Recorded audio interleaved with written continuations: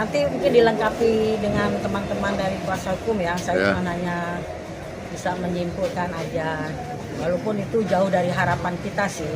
Tadinya kita sampai lari ke DKPP itu berharap banyak lah. Dari tahapan-tahapan yang kita lakukan. Dari mulai kabupaten, dari tingkat provinsi, sampai MK dan akhirnya ke DKPP. Tapi juga hasilnya tidak maksimal. Tapi apapun dengan adanya sanksi kepada para pelaku, baik KPUD ya kan, di kabupaten dan di provinsi, itu juga membuktikan kalau mereka bersalah. Ya, bersalah. Ya, kalau nggak bersalah dia nggak dikasih sanksi dong. Artinya dia dikasih sanksi dia bersalah.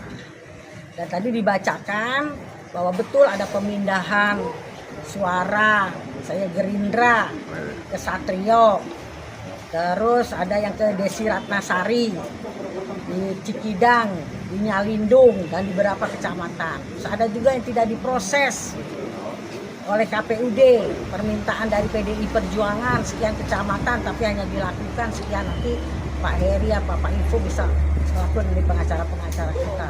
Begini, yang pertama sebenarnya Ibu Ripka itu mengajukan untuk dicermati di Dapil Jabar 4 2000 TPS.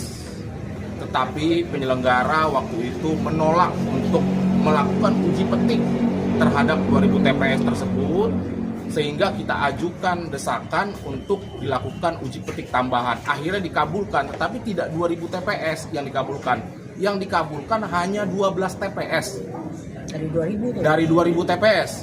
Nah, 12 TPS ini kita ajukan ke DKPP, kemudian di DKPP diputuskan bahwa di dalam TPS-TPS yang diajukan itu terdapat peralihan dan perubahan suara dari dan untuk caleg nomor 1 dari Partai Amanat Nasional, gitu ya. Itu yang menjadi catatan khusus. Nah, terhadap penambahan untuk caleg tertentu tersebut, ya, dijatuhkan putusan kepada KPU Sukabumi, ketua dan anggota, dan beberapa ketua KPU dan anggota KPU Jawa Barat. Untuk apa dijatuhkan hukuman itu?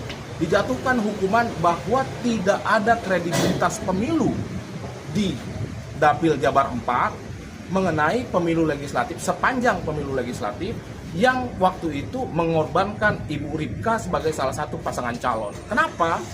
Karena perpindahan dan penggelembungan suara yang menguntungkan salah satu pasangan calon tersebut secara langsung merugikan hak konstitusional dari partai kami, PD Perjuangan, terutama dari Ibu Ripka Ciptaning, begitu.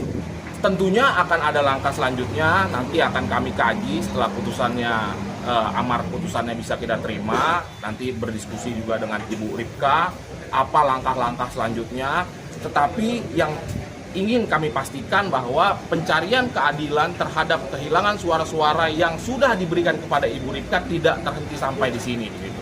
Oh iya, pasti ada langkah hukum lain, karena jika telah dibuktikan dan terbukti dibacakan dalam putusan tadi ada pelanggaran etika dan kredibilitas pemilu yang telah dilanggar oleh para penyelenggara pemilu, maka akan ada konsekuensi hukum lanjutan. Kalau memang ada yang ditambahkan, suara ada yang berpindah, bergelembung, itu kan di dalam C salinan atau C hasil itu pasti ada perubahan.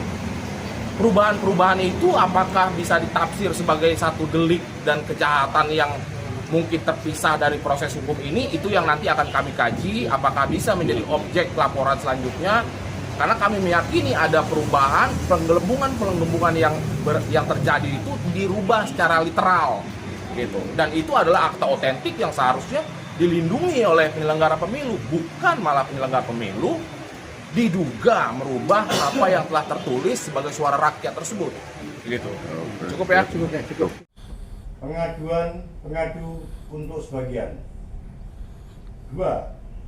Menjatuhkan sanksi peringatan kepada teradu 1 Kasmin Bale selaku ketua merangkap anggota KPU Kabupaten Sukabumi.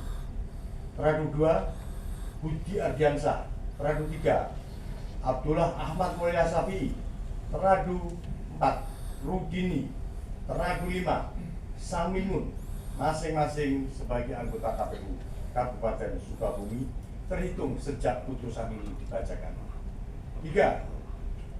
Menjatuhkan sanksi peringatan kepada Teradu 9 Ahmad Nur Hidayat selaku Ketua Merangkap Anggota KPU Provinsi Jawa Barat. Teradu 6 Umi Wahyu. Teradu 8 Anwe Nafs Nur Sifah. Saya ulang, Teradu 8 Ana Nur Sifah. Teradu 9 Abdullah. Teradu 11 Abdullah Sapi. Dan Teradu 12 Hedi Ardia, masing-masing selaku anggota KPU Provinsi Jawa Barat terhitung sejak putusan ini dibacakan. 4. Merehabilitasi nama baik Teradu 7 Adis Saputro. Teradu 10 Hari Nasarudin, masing-masing selaku anggota KPU Provinsi Jawa Barat terhitung sejak putusan ini dibacakan. 5. Merehabilitasi nama baik Teradu 13 Zaki Muhammad Zamzam selaku Ketua Merangkap Anggota Bawaslu Provinsi Jawa Barat. Teradu